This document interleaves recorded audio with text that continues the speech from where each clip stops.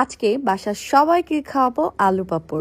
অনেকেই ভাবতে পারেন এইটা আবার এমন কি খাবার, সবাই তো করতে পারে। হ্যাঁ, আলু পাপড় তো খুব সহজ একটা রেসিপি, কিন্তু এইটা আমি তেল ছাড়াই করে খাওয়াবো। সন্ধ্যার পরে আমাদের বাসাতে সবাই মিলে আড্ডায় বসে, আর আড্ডাতে যদি চা না থাকে তাহলে কি চলে? তাই একদিকে হচ্ছিল চা আর অন্যদিকে আমি করব আলুর পাপড়। তেল ছাড়া এই আলুর পাপড় আমি কিন্তু করবো আবার জাদুকরি প্রোডাক্টে, TQIU পেজ থেকে এই এয়ার ফ্রায়ারটা নিয়েছিলাম। ভাগ্যিস এমন একটা এয়ার ফ্রায়ার আমার ঘরেই ছিল, এতে করে আমার কাজগুলো সহজ হয়ে গেছে আর সময়গুলো অনেক বেঁচে যায়। অলরেডি এদিকে আমি 1 হাঁড়ি চা করে ফেলেছিলাম, তবে এখানে আরো 1 হাঁড়ি চা উঠিয়ে দিয়েছি। সবাই কিন্তু চিনি দিয়ে চা খায় না, তাই যাদের জন্য চিনি দিয়েছি তাদের জন্য পরের বার বানিয়েছিলাম। হ্যালো এভরিওয়ান, আসসালামু আলাইকুম সবাইকে। সরি, একটু দেরিতেই বলে ফেললাম এইটা। এই যে আলু পাপড় দেখছেন, এটা কিন্তু হাতে বানানো, আমার ননদ এটা বানিয়ে দিয়েছে। জয়া আপু কষ্ট করে নিজে হাতে এই আলু পাপড় বানিয়ে আমাদের জন্য পাঠিয়েছে। এইটা কিন্তু মাত্র একদিনেই বানানো। আচ্ছা যাই হোক, এটা আমি প্রথমবার এয়ার ফ্রায়ারে ফ্রাই করব, দেখা যাক কি হয়। তবে এর মধ্যে আমি একটা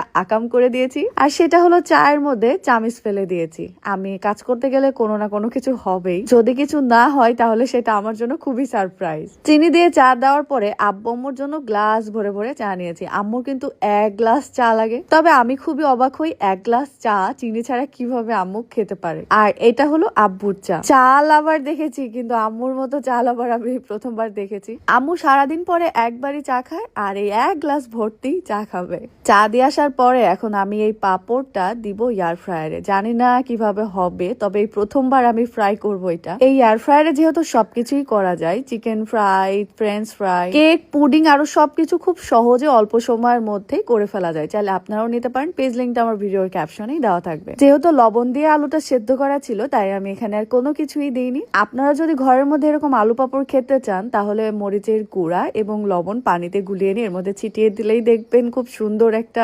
মাসালা আলু পাপড় হয়ে গেছে। আমি ফ্রেঞ্চ ফ্রাইয়ের অপশনে ক্লিক করার পরে টাইমটা কমিয়ে দিয়েছিলাম, মাত্র 2 মিনিটেই ফ্রাই হয়ে গেছে। এখন আপনারা অফার প্রাইসে এই এয়ার ফ্রায়ার গুলো নিয়ে নিতে পারবেন। মাত্র 2 মিনিটের মধ্যে দেখেন কি সুন্দর করে আলু পাপড় গুলো হয়ে গেছে। সবাইকে চা দিয়ে আসতে আসতে দেখি আমার আলু পাপড় একেবারেই রেডি। অবাক হওয়ার কিছুই নেই, এয়ার ফ্রায়ারে সবকিছুই সম্ভব। আমি যে পরের বার এখানে চা দিয়েছিলাম, অলরেডি চা কিন্তু এখানে আমার হচ্ছেই, তার সাথে মজাদার হোমমেড এই আলু পাপড় রেডি। এখন সবাই মজা করে খাবে। সবাইকে আল্লাহ হাফেজ।